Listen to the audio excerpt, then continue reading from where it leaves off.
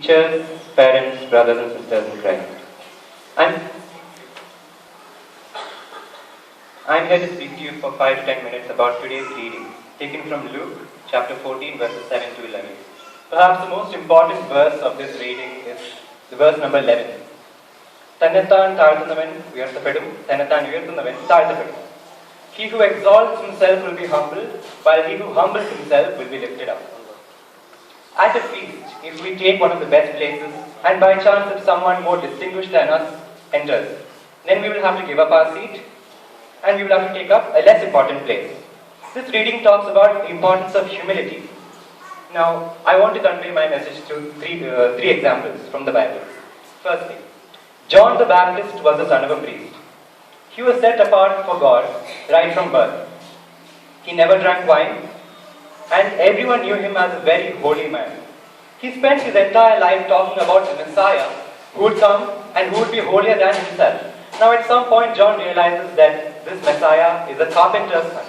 This Messiah who is holier than him is younger than him. And on top of that, it's his own cousin. It's his own younger cousin who is the Messiah. And yet he, a priest's son, says to the people, follow him, he is the Son of God. Follow him, not me. He must increase, I must decrease. We always find it very hard to admit that there is someone who is greater than us. We might be the best singer in our school, the best basketball player in our college, the best student. We might be the best guitar player. We might be the richest, the most popular, with the most number of Facebook friends. And yet, at some point of time, when someone enters who is greater than us in any of these fields, we find it very hard to accept it. When someone overtakes us in something that we are good at, we cannot accept it. We have this habit of thinking negatively and attacking others. This year's theme for VBS was the armor of God. In Ephesians chapter 6, there are 5 items that are mentioned. The helmet of salvation, breastplate of righteousness, belt of truth, shoes of peace, and the shield of faith. Now, an interesting thing about all these 5 items is that they are all items of defense. They are used for protection and not attack. We must use these weapons that are given to us by God for our own protection and not to put someone else down. And there is a 6th item that is mentioned, the sword of the word of God. Now, the importance of this sword is that it can never be used to hurt anyone. Prayer can only be used to spread the word of God. We cannot use it to pull someone else down. Prayer can only be used with humility. Now, that is the reason why self-centered people always fail to achieve their goals. And on the other hand, humble people, they can achieve great heights. But our attitude after reaching heights is also important. After defeating Goliath, David received a lot of praise. He became a hero. But he remained very down to earth and he did not let it change who he was. He was given a high position in the army and Israel won many battles. Now the king at the time of when David defeated Goliath was Saul. Now after every battle that David and Saul won, the people would cheer for them. And Saul liked David, he appreciated him because clearly he was very talented. Now after one particular battle, Saul heard the people saying, blessed are David and Saul. Saul has killed thousands, David has killed 10,000. Now actually he is being praised. But Saul did not like the fact that David got 10,000 and I, the king, have got only 1,000. So then he became jealous. He tried to kill David. And what about the people? They started hating Saul. They started supporting David even more. And David could have used this public support to take revenge on Saul. He could have used it to become the next king immediately. But he didn't. Why? He was humble. He had no ego issues. Humility is not just about taking the lowest seats in a feast. Even if you are given the higher seats, even if you are the center of attention, our attitude still matters. Because at any point of time, someone might enter who is a better singer, who plays basketball better than you, a better student, someone who scores more marks, someone who has more Facebook friends, someone who is richer.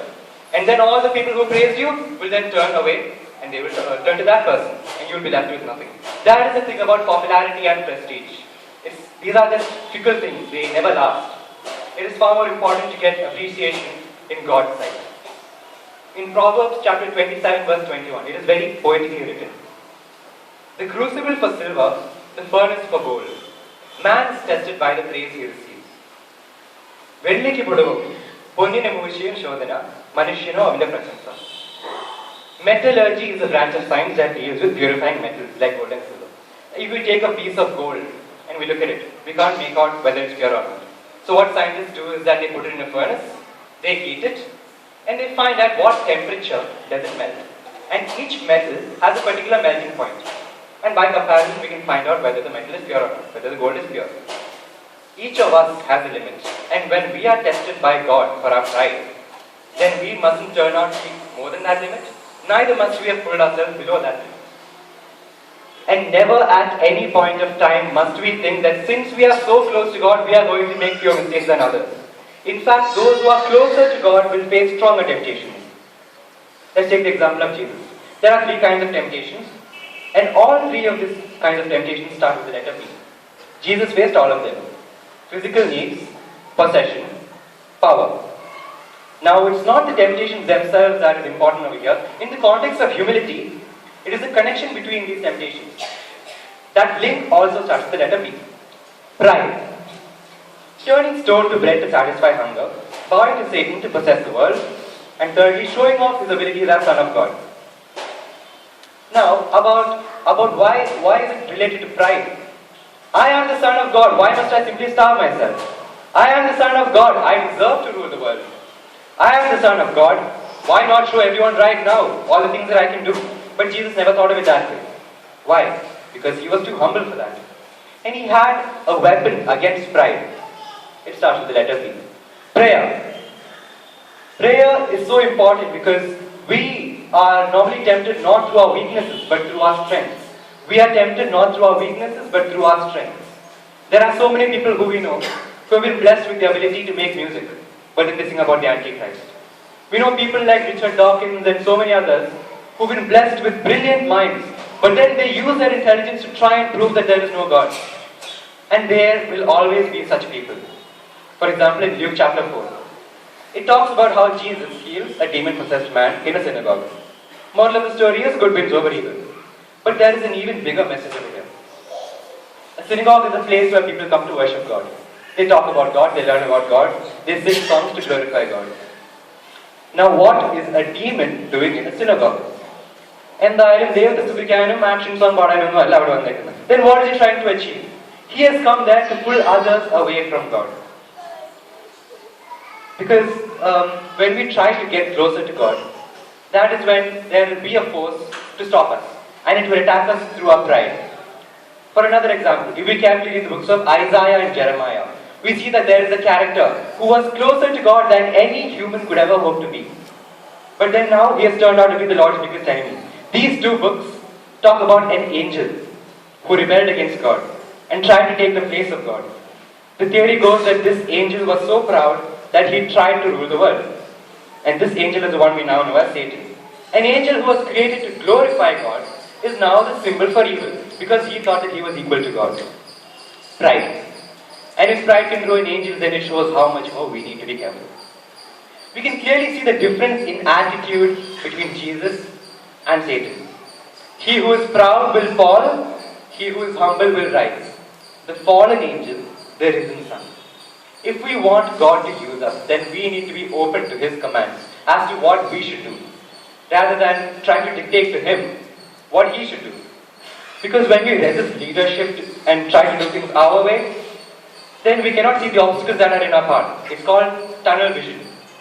I have one line of thought and I'm not going to accept anyone else's thought. If we can get rid of that kind of attitude, then God will be able to use us. Now, there are three things that I wanted to convey in today's message. Firstly, John and Jesus. What do we do when someone overtakes us? Secondly, David and Saul. How do we react to praise? Thirdly, Jesus and Satan. We need to check our pride and make sure that our relationship with God is a humble one. And the best way to remain humble is to remember our mistakes. All of us do have something that we regret. And if we recognize that we are weak, and if we ask God to help us, then He will definitely do magic with our lives. Now, before concluding, I would like to thank both the Achins as well as the Youth Association for giving me this opportunity. It means a lot to me to be able to speak. And by God's grace, the topic, humility, is such a wonderful thing to speak about. We can just keep going on and on. And I'm glad that Sirimini is also here and I'm able to speak in front of him. And before concluding, I'd like to end with a few words of wisdom. A man of true courage doesn't have to prove it. A man of true confidence doesn't look to parade it. A man of true wisdom knows his limitation. And a man of true humility will avoid humiliation. Praise the Lord.